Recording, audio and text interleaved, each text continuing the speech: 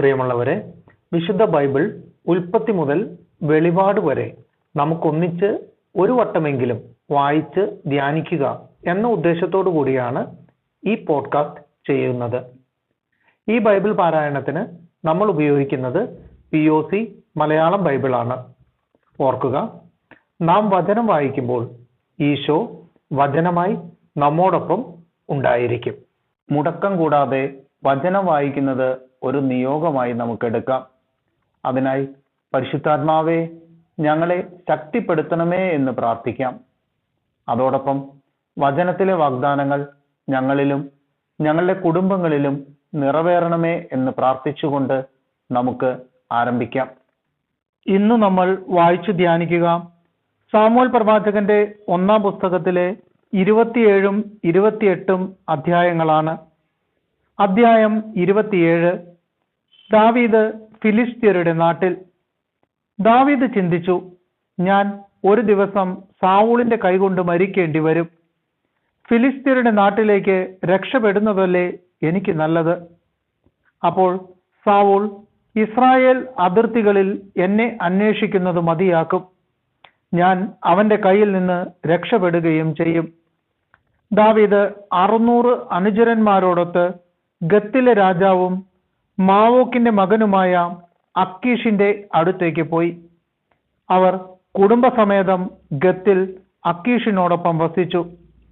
ദാവീദിനോട് കൂടെ അവന്റെ ഭാര്യമാരായ ജസ്രേൽക്കാരി അഹിനോവാമും നബാലിന്റെ വിധവ കാർമലിലെ അബിഗായിലും ഉണ്ടായിരുന്നു. ദാവീദ് ഗത്തിലേക്ക് ഓടിപ്പോയെന്ന് സാവൂളിന് അറിവ് കിട്ടി. പിന്നെ സാവൂൾ അവനെ അന്വേഷിച്ചില്ല. ദാവീദ് അക്കീഷിനോട് പറഞ്ഞു, അങ്ങയ്ക്ക് എന്നോട് പ്രീതിയുണ്ടെങ്കിൽ നാട്ടിൻ പുറത്ത് എവിടെയെങ്കിലും ഒരു സ്ഥലം തരിക, ഞാൻ അവിടെ താമസിച്ചുകൊള്ളാം. ഈ ദാസൻ എന്തിന് ഈ രാജകീയ നഗരത്തിൽ അങ്ങയോടൊത്ത് താമസിക്കുന്നു? അക്കീഷ് അന്ന് തന്നെ സിക്ലാഗ് പ്രദേശം അവന് കൊടുത്തു. അതിനാൽ സിക്ലാഗ് ഇന്നും യൂദാ രാജാക്കന്മാർക്കുള്ളതാണ്. ദാവീദ് 1 വർഷവും 4 മാസവും ഫിലിസ്ത്യ ദേശത്ത് വസിച്ചു. തേലാം മുതൽ ഈജിപ്തിലേക്കുള്ള വഴിയിൽ ഷൂർ വരെയുള്ള പ്രദേശത്ത് വസിച്ചിരുന്ന ഗഷൂര്യരെയും ഗിർസ്യരെയും അമലേക്യരെയും അവൻ അനുയായികളോടൊത്ത് ആക്രമിച്ചു. ദാവീദ് ആ ദേശം ആക്രമിച്ച് നശിപ്പിച്ചു. സ്ത്രീ പുരുഷ ഭേദമന്യേ എല്ലാവരെയും വധിച്ചു. ആടുമാടുകൾ, കഴുതകൾ, ഒട്ടകങ്ങൾ, വസ്ത്രങ്ങൾ എന്നിവ അപഹരിച്ച് അക്കീഷിന്റെ അടുക്കൽ മടങ്ങി വന്നു. നീ ഇന്ന് ആരെയാണ് ആക്രമിച്ചത് എന്ന് അക്കീഷ് ചോദിക്കുമ്പോൾ, യൂദായ്ക്ക് തെക്ക്, അല്ലെങ്കിൽ ജറാമേലർക്ക് തെക്ക്, അതുമല്ലെങ്കിൽ കേന്യർക്ക് തെക്ക് എന്നൊക്കെ ദാവീദ് മറുപടി പറയുമായിരുന്നു. ദാവീദിന്റെ പ്രവൃത്തി ആരെങ്കിലും ഗത്തിൽ അറിയിക്കുമെന്ന് ഭയന്ന് അവൻ സ്ത്രീകളെയോ പുരുഷന്മാരെയോ ജീവനോടെ വിട്ടില്ല. ഫിലിസ്ത്യരുടെ നാട്ടിൽ വസിച്ചിരുന്ന കാലം അത്രയും അവൻ ഇങ്ങനെ ചെയ്തു പോന്നു. അക്കീഷ് ആകട്ടെ ദാവീദിനെ വിശ്വസിച്ചു. സ്വജനമായ ഇസ്രായേലരുടെ കഠിനമായ വെറുപ്പിന് സ്വയം പാത്രമായതിനാൽ അവൻ എന്നും തന്റെ ദാസനായിരിക്കുമെന്ന് അക്കീഷ് കരുതി. അധ്യായം 28. അക്കാലത്ത് ഫിലിസ്ത്യർ ഇസ്രായേലിനോട് യുദ്ധം ചെയ്യാൻ സേനകളെ ഒരുക്കി. അക്കീഷ് ദാവീദിനോട് പറഞ്ഞു, നീയും അനുയായികളും എന്നോടൊത്ത് യുദ്ധത്തിനു പോരണം. ദാവീദ് അക്കീഷിനോട് പറഞ്ഞു, ശരി, അങ്ങയുടെ ദാസന് എന്തു കഴിയുമെന്ന് അങ്ങേക്ക് കാണാം. അക്കീഷ് ദാവീദിനോട് പറഞ്ഞു, കൊള്ളാം, നീ എന്നും എൻ്റെ അംഗരക്ഷകനായിരിക്കും. സാവൂൾ മന്ത്രവാദിനിയുടെ അടുക്കൽ. സാമുവേൽ മരിച്ചിട്ട് അവന്റെ നഗരമായ റാമായിൽ സംസ്കരിക്കപ്പെടുകയും ഇസ്രായേലരെല്ലാം അവനെ ഓർത്ത് വിലപിക്കുകയും ചെയ്തു കഴിഞ്ഞിരുന്നു. സാവൂൾ എല്ലാ മന്ത്രവാദികളെയും ആഭിചാരികരെയും നാട്ടിൽ നിന്ന് പുറത്താക്കുകയും ചെയ്തിരുന്നു. ഫിലിസ്ത്യർ ഒരുമിച്ചുകൂടി ഷുനേമിൽ വന്ന് പാളയമടിച്ചു. സാവൂൾ ഇസ്രായേലരെ എല്ലാവരെയും സംഘടിപ്പിച്ച് ഗിൽബോവായിലും പാളയമടിച്ചു. സാവൂൾ ഫിലിസ്ത്യരുടെ പട്ടാളത്തെ കണ്ടു ഭയപ്പെട്ടു. മനസ്സ് അത്യധികം ഇളകി വശായി. അവൻ കർത്താവിനോട് ആരാഞ്ഞു, പക്ഷെ കർത്താവ് സ്വപ്നത്തിലൂടെയോ ഉറീമിലൂടെയോ പ്രവാചകന്മാരിലൂടെയോ ഉത്തരം നൽകിയില്ല. അപ്പോൾ സാവൂൾ ഭൃത്യന്മാരോട് പറഞ്ഞു, ഒരു മന്ത്രവാദിനിയെ അന്വേഷിക്കുക, ഞാൻ അവളുടെ ഉപദേശം തേടട്ടെ. എൻദോറിൽ ഒരു മന്ത്രവാദിനിയുണ്ടെന്ന് ഭൃത്യന്മാർ പറഞ്ഞു.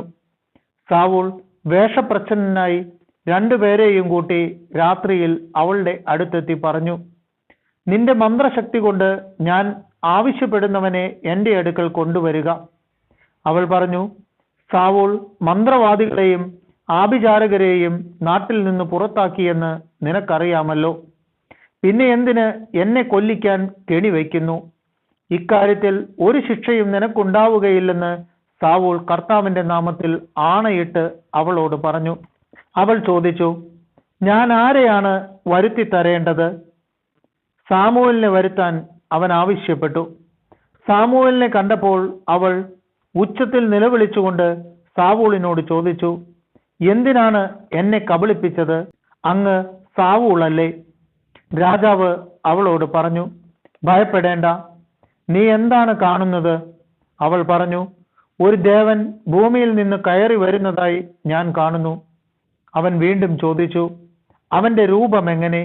അവൾ പറഞ്ഞു, ഒരു വൃദ്ധനാണ് കയറി വരുന്നത്, അങ്കി ധരിച്ചിരിക്കുന്നു.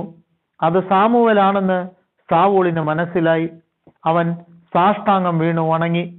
സാമുവേൽ അവനോട് ചോദിച്ചു, നീ എന്നെ വിളിച്ചു വരുത്തി ശല്യപ്പെടുത്തിയത് എന്തിന്? അവൻ പറഞ്ഞു, ഞാൻ വലിയ പ്രതിസന്ധിയിലാണ്. ഫിലിസ്ത്യർ എനിക്കെതിരായി യുദ്ധം ചെയ്യുന്നു.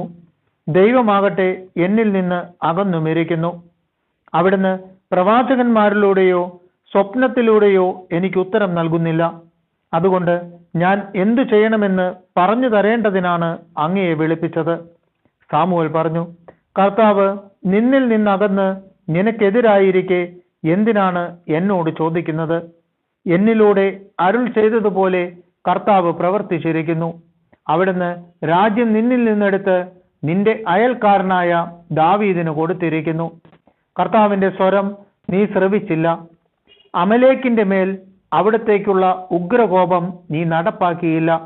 അതിനാലാണ് കർത്താവ് ഇപ്പോൾ നിന്നോട് ഇങ്ങനെ പ്രവർത്തിക്കുന്നത്. കൂടാതെ നിന്നോടൊപ്പം ഇസ്രായേലിനെയും കർത്താവ് ഫിലിസ്ത്യരുടെ കരങ്ങളിൽ ഏൽപ്പിക്കും. നീയും നിന്റെ പുത്രന്മാരും നാളെ എന്നോട് ചേരും. ഇസ്രായേൽ സൈന്യത്തെയും കർത്താവ് ഫിലിസ്ത്യരുടെ കരങ്ങളിൽ ഏൽപ്പിക്കും. സാവൂൾ പെട്ടെന്ന് നെടുനീളത്തിൽ നിലത്ത് വീണു. സാമുവേലിന്റെ വാക്കുകൾ നിമിത്തം അത്യധികം ഭയപ്പെട്ടു. അന്ന് മുഴുവൻ ഭക്ഷണമൊന്നും കഴിക്കാതിരുന്നതിനാൽ അവന്റെ ശക്തി ചോർന്നുപോയി. ആ സ്ത്രീ സാവൂളിന്റെ അടുക്കൽ വന്നു. അവൻ പരിഭ്രാന്തനാണെന്ന് കണ്ട് അവൾ പറഞ്ഞു, ഇതാ അങ്ങയുടെ ദാസി അങ്ങയെ അനുസരിച്ചു. ഞാൻ എൻ്റെ ജീവൻ ഉപേക്ഷിച്ചു പോലും അങ്ങ് എന്നോട് ആവശ്യപ്പെട്ടത് അനുസരിച്ചു. ഇപ്പോൾ അങ്ങ് ഈ ദാസിയുടെ വാക്കുകൾ കേൾക്കണമേ. ഞാൻ ഒരു കഷ്ണം അപ്പം അങ്ങേക്ക് തരട്ടെ. യാത്രയ്ക്ക് ശക്തി ലഭിക്കാൻ അങ്ങ് അത് ഭക്ഷിക്കണം. അവൻ അത് നിരസിച്ചു. അവന്റെ ഭൃത്യന്മാരും അവളോടൊപ്പം രാജാവിനെ നിർബന്ധിച്ചു. അവരുടെ വാക്കുകേട്ട് അവൻ നിലത്തു നിന്ന് എഴുന്നേറ്റ് കിടക്കയിലിരുന്നു. അവളുടെ വീട്ടിൽ മെഴുത്ത ഒരു പശുക്കിടാവുണ്ടായിരുന്നു. അവൾ തിടുക്കത്തിൽ അതിനെ കൊന്ന് പാകം ചെയ്തു. മാവ് കുഴച്ച് പുളിപ്പില്ലാത്ത അപ്പവും ചുട്ടു. അവൾ അത് സാവൂളിനും ഭൃത്യന്മാർക്കും വിളമ്പി. അവർ ഭക്ഷിച്ചു. ആ രാത്രിയിൽ തന്നെ അവർ തിരിച്ചുപോയി.